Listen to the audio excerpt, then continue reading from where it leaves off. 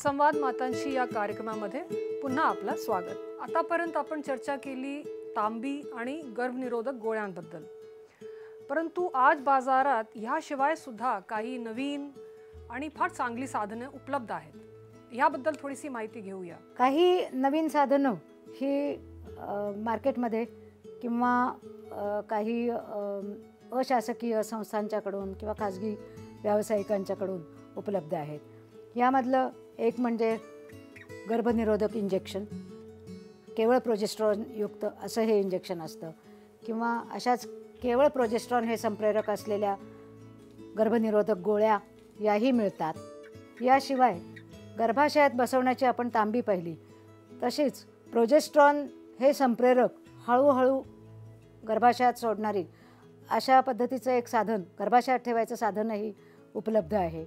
याशिवाय योनीमध्ये ठेवायची एक प्रकारची रिंग, ज्याच्यामध्ये इस्ट्रोजन आणि प्रोजेस्टेरॉन दोन्हीही संप्रेरक असतात, अशी रिंग उपलब्ध आहे। स्त्रियांनी वापरण्यासाठी एक प्रकारचा कंडोम उपलब्ध आहे।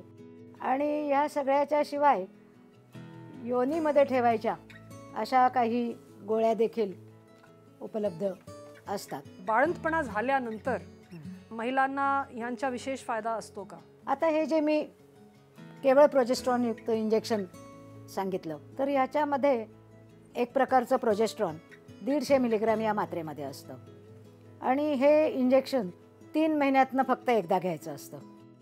आणि मुख्य म्हणजे बाळंतपणानंतर ज्या वेळेला स्त्री स्तनपान करत असते आणि ज्या काळामध्ये आपण तोंडाने घ्यायच्या गर्भनिरोधक गोळ्या घेऊ नयेत असं म्हणालो, तर ही इंजेक्शन बाळंतपणानंतर 6 आठवड्यांनी पहिलं इंजेक्शन घेता येतं आणि त्यानंतर नियमितपणे दर 3 महिन्यांनी ही इंजेक्शनं चालू ठेवता येतात। या इंजेक्शनची परिणामकारकता म्हणाल तर ती 99% सुद्धा जास्त आहे। अतिशय परिणामकारक अशी हे इंजेक्शन्स आहेत। एक तर त्यांना रोजच्या रोज गोळी घ्यायचं लक्षात जसं ठेवायला लागत नाही, त्याचप्रमाणे इतरांना कोणाला त्या कोणचं गर्भनिरोधक साधन वापरतायत हे कळायचाही प्रश्न राहत नाही। म्हणजे ते प्रायव्हेटली हे इंजेक्शन घेतात। केवळ प्रोजेस्टेरॉन हे संप्रेरक असलेलं इंजेक्शन जसं असतं तशाच गोळ्यासुद्धा मिळतात। यांना मिनी पिल असं म्हटलं जातं आणि त्याच्यामध्ये डेझोजेस्ट्रेल नावाचं संप्रेरक असतं। आता ह्या गोळ्या ज्या असतात ह्या देखील बाळंतपणानंतर स्तनपान चालू असताना घेतल्या तर चालू शकतात, कारण याच्यामध्ये इस्ट्रोजन नाही आणि त्यामुळं स्तनपान चालू असताना घ्यायला काहीच हरकत नसते। ह्याचं 28 गोळ्यांचं पाकिट मिळतं आणि ह्यातली गोळी रोज एक अशी घ्यायची असते। 28वी गोळी संपल्यानंतर पुढचं पाकिट लगेच सुरू करायचं असतं।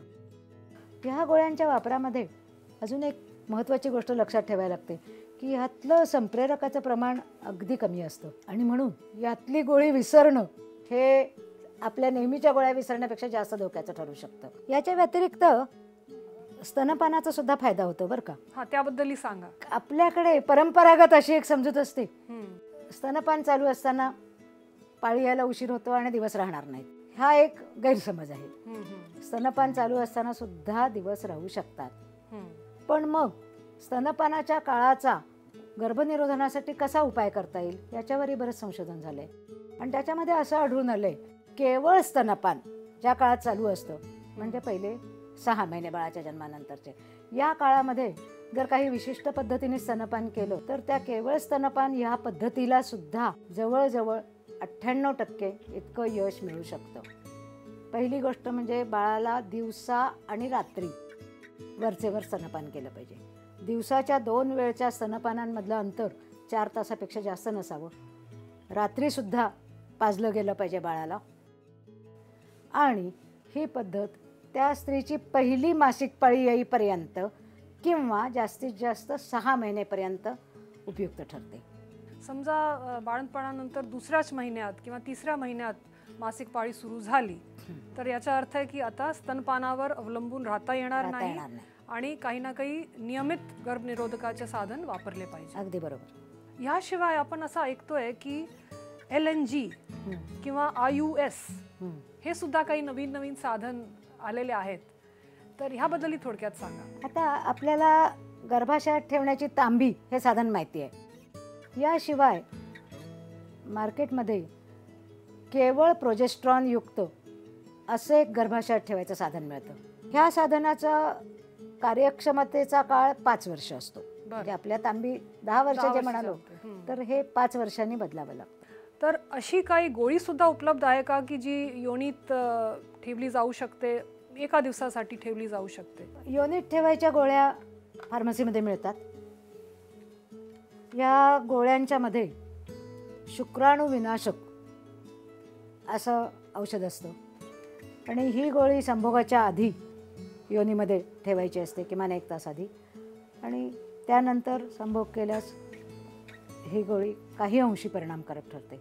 मात्र ह्या गोळ्यांच्या वापराला अपयश येण्याची शक्यता आपण पाहिलेल्या इतर पद्धतींच्या पेक्षा जास्त असतं.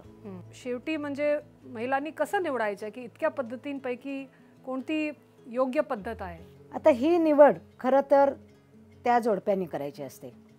त्यांनी सर्व पद्धतींची एकतर पूर्ण माहिती करून घ्यावी, त्या पद्धतींचे फायदे तोटे समजावून घ्यावेत, मनात असलेल्या सर्व शंकांची उत्तरं मिळवून घ्यावीत आणि मग स्वतःहून आपल्या आवडीनुसार स्वेच्छेने एखाद्या पद्धतीची निवड करावी. धन्यवाद डॉक्टर अपर्णा श्रोत्री. धन्यवाद. धन्यवाद.